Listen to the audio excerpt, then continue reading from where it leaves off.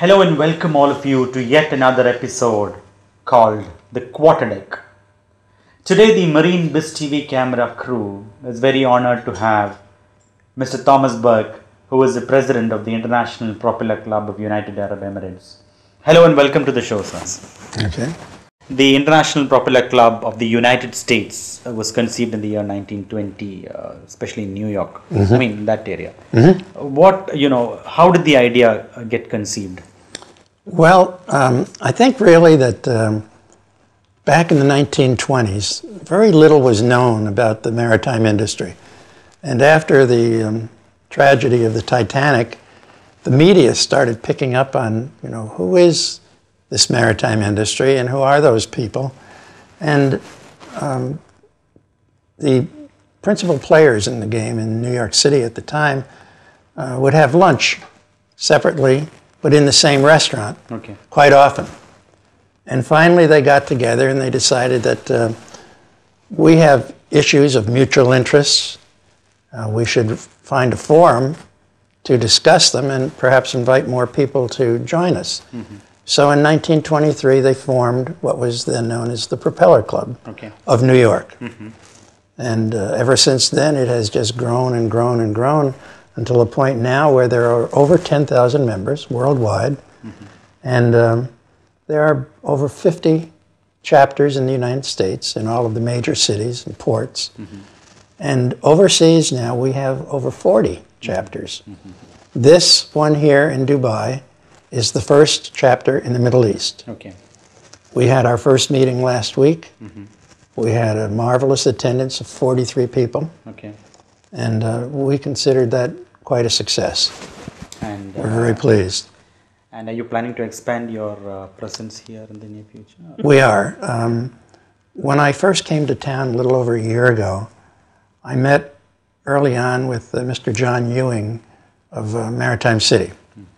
And I explained to him what our mission was, what we wanted to do, and start a propeller club. But one of the things I didn't want to do was step on anybody's toes.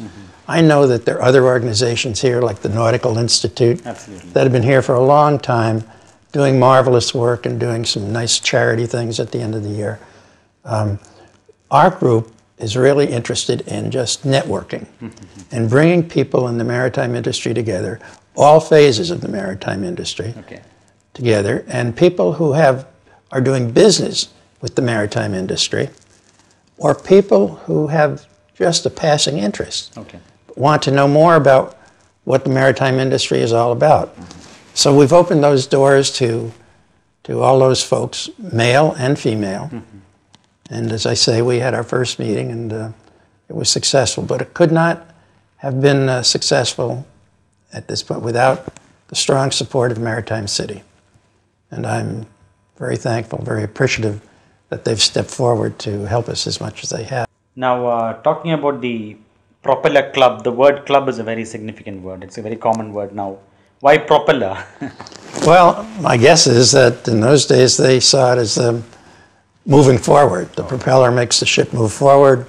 And I think that's probably the reason they called it Propeller Club. Could have been called just the Maritime Club, but they chose Propeller. And all these years that have gone by now, since 1923, nothing has changed.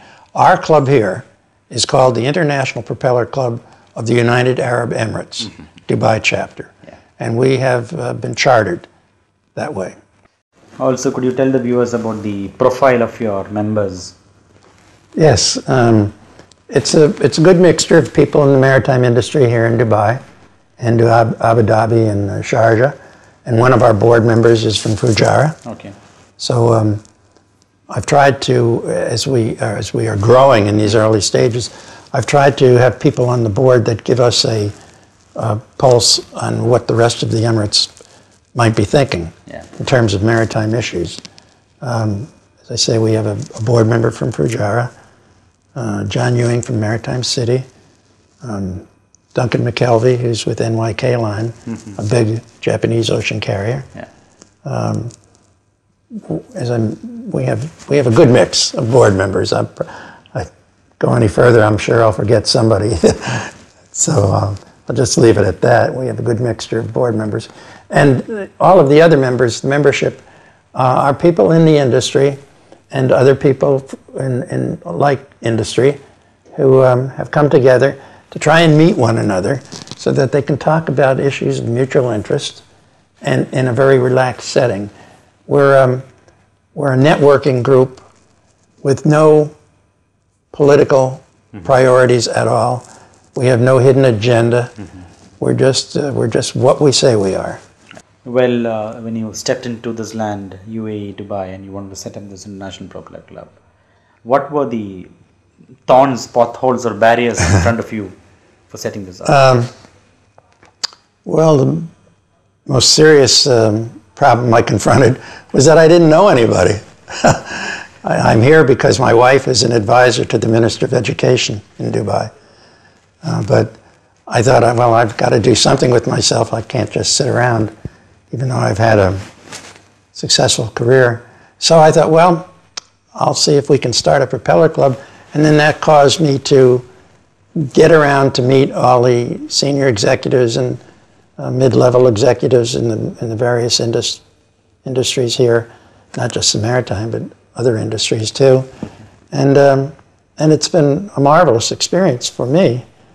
Now I have many friends, and I get phone calls almost daily from people wanting to know, just what is this propeller club all about? How can I join? When is your next meeting? And of course, my response always is that we'd love to have you attend our luncheons. But it's more than luncheons. We need you to become a member because we have to have a financial base. It's nice that people come to our lunches, but we need membership. Absolutely. And so that's probably money is the biggest hurdle. Okay. Cash talks. You're right. There's always a saying that when money talks, the world listens. When America talks, the world listens. Well, that's true. We've heard that you're the former commissioner of the Panama Canal Department of State, USA. Tell us about your experiences during the tenure in those early days. All right. I'd be happy to. In 1990, then President Bush, the ex-president, the father, yeah, appointed me to the Panama Canal Commission. And at that time, the United States, Japan, and Panama were involved in a study to give Panama a roadmap, some indications on what they should do in the year 2000 when we returned the Panama Canal to the Republic of Panama. It was a tripartite commission. I chaired the U.S. delegation, and we left the Panamanians with a wonderful $20 million study on the idea that what they should do, but knowing full well that when they took over the canal, they could accept our suggestions or not. But our study suggested that a third set of locks should be built to work in conjunction with the existing lock system in the canal. And that would make the Panama Canal viable in the 21st century. It was a very interesting study. I really enjoyed it. And tell us something about your family way back in, sitting in the U.S. Yeah. Well, I have 5 children. My wife has a daughter who is with us here. My 5 children are back in the U.S., and I have 13 grandchildren. A big family. And I'm very happy about that. Our latest addition to the family is a little 1.5-year-old Chinese girl who's as cute as can be. And all of my other children are mostly living on the East Coast and up in Cleveland, Ohio. And they're all happy and doing well, and I miss them a lot. So you get in touch with them through emails? And I do. I'll be going home February 6th for about 3 weeks. And I'll see them all then. Today, if you step into any office, be it youngsters or middle-aged or aged people talk about recession, layoffs, job losses, salary cuts, and so on, especially in the US. In fact, today in the newspapers, they were saying that around 70,000 people are going to lose their jobs, and there's a lot of mess going around. It's a global credit crunch, especially with a lot of experience in the US. What do you feel? Well, this is, as you say, it's a global problem. but probably did start in the U.S. with some of our financial institutions. But the real concern I have is this unemployment factor that continues to skyrocket. I know now there's about 1.5 million people out of work, and government expectations are that that might go as high as 2.5 million. That's an awful lot of people out of work, and it's, to me, I mean, that's a depression. That's not a recession. And the same thing is going on in the UK and in Germany and India.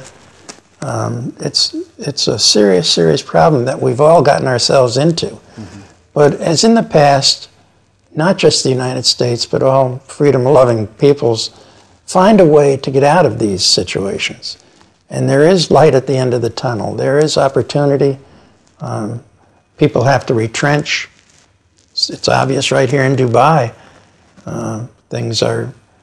People are retrenching here somewhat. But there's a period of time where all this takes place, probably 2, maybe even 3 years. And then we all come out of this slump together, and we all get back on track. I mean, that's my hope. And I think that's the long-term hope of anybody that's a free-thinking person who understands the importance of international trade and the way the United States does things, and the way we are going to be treating other countries now. I really believe there's going to be an entirely new foreign policy on the part of the United States, and I think free trade is going to be an important part of our approach to foreign countries now. We're going to be more friendly. We're going to try and listen more than we talk. And I'm not just talking as an ex-State Department person. I'm talking as an American citizen because so many people feel the same way that I do. I think maybe with President Obama, there's going to be a new feeling about one another, and I think there's going to be more cooperation. Yeah. And if that should happen, and that only accrues to the betterment of all of our trading partners, maybe not even just our trading partners, but the world. Yeah. We still are a nation that has to show tremendous leadership. Absolutely. And if we can do that, it helps everybody. There was one thing that I really wanted to talk about. At one point in my career, I was the director of Port Everglades, Fort Lauderdale, Florida, which is becoming the largest cruise port in the United States. Okay. And I have a lot of background in the cruise industry. And I think that Dubai has terrific opportunities to become a significant cruise port. But to do it, you have to build terminals. Because the cruise ships won't come unless there's a really good terminal, you know, state-of-the-art terminal. Because the passengers demand it. You know, they'll say to a cruise line, well, sure, I'll go to Dubai, but they don't treat us right. They don't have right terminals, and there's no way to get uptown. And I think Dubai really has to focus on building these terminals and developing their cruise industry. There's a great opportunity, I believe. So you can use that if you want or not. But thank you very much. You're quite welcome. I've enjoyed it. Thank you very much for inviting me. Propeller Club is in your debt. Thank you. It was a wonderful experience speaking to you, and we are honored to speak to a very experienced man of this cadre. Thank you. Thank you.